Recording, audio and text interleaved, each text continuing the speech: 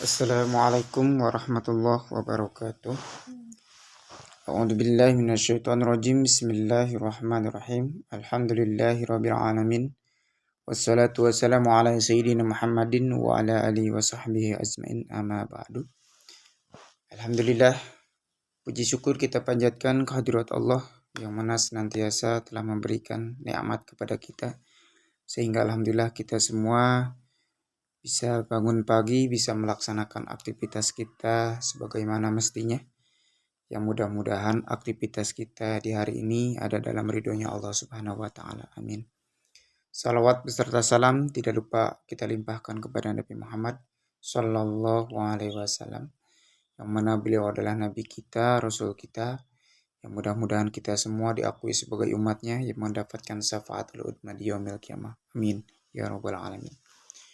Hadirin rahimakumullah, seperti biasa setiap pagi kita rutin untuk membacakan hadis-hadis Nabi, yaitu perintah atau larangan daripada Nabi Muhammad SAW ataupun anjuran yang harus kita ikuti, karena salah satu kunci kebahagiaan dunia dan juga akhirat adalah kita mengikuti apapun yang diperintahkan oleh Rasul kita, ataupun kita mengikuti tingkah lakunya beliau, mengikuti perbuatannya beliau. Dan ini adalah salah satu daripada anjuran dari beliau tentang hadis-hadis ini, yaitu masih dengan seputar hadis tentang sholat. Hadis jaminan masuk surga bagi yang menjaga sholat. Nah, ini salah satu jaminan, karena kita belum punya tiket atau tidak punya ordal ya, orang dalam. Jadi ini salah satu jaminan saat kita menginginkan ke surganya Allah. An Abi Qatadah ibnu Rabi radhiyallahu anhu qala Rasulullah sallallahu alaihi wasallam qala Allah tabaraka wa ta'ala inni iftaradtu ala ummatika khamsa salawatin wa ahidtu indi ahdan annahu man hafadu alaihinna liwaqtihinna dkhultuhul jannah fi ahdi wa man lam yuhafid alaihinna fala ahdalahu indi. Yang artinya dari Sayyidina Abu Qatadah bin Rabi radhiyallahu anhu, baginda Rasulullah Shallallahu Alaihi Wasallam bersabda, Allah Subhanahu Wa Taala berfirman, sesungguhnya aku telah mewajibkan kepadamu, kepada umatmu, sholat 5 waktu. Dan aku memberi jaminan bahwa barang siapa menjaga sholat 5 waktu pada waktunya, pasti aku akan memasukkannya ke dalam surga dengan jaminanku. Barang siapa tidak menjaga sholatnya, maka tidak ada jaminan baginya. Hadis riwayat Abu Daud, Ibnu Majah dari kitab Darul Mansur. Hadirin rahimakumullah, dalam hadis lain dengan jelas diterangkan bahwa Allah Subhanahu wa Ta'ala telah mewajibkan kepada kita sholat 5 waktu.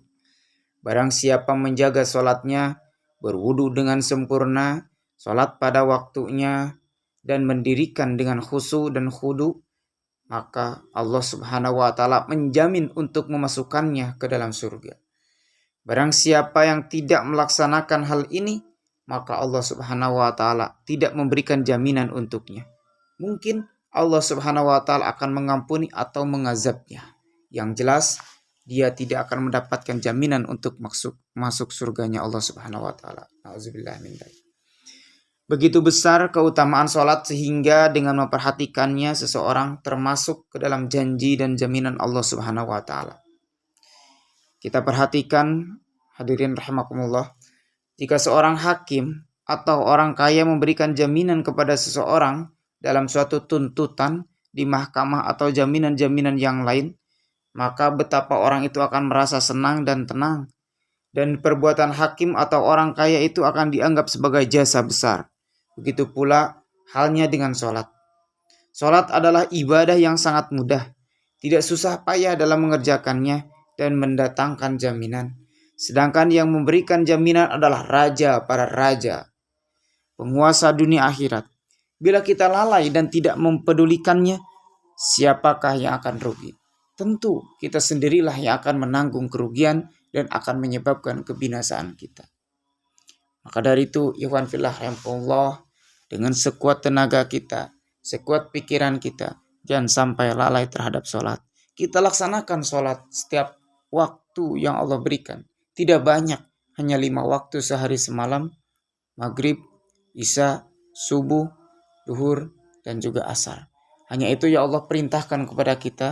Maka dari itu kita laksanakan dengan semaksimal mungkin, tepat waktu, agar kita semua mendapatkan jaminan di hari akhir nanti, yaitu mendapatkan surganya Allah.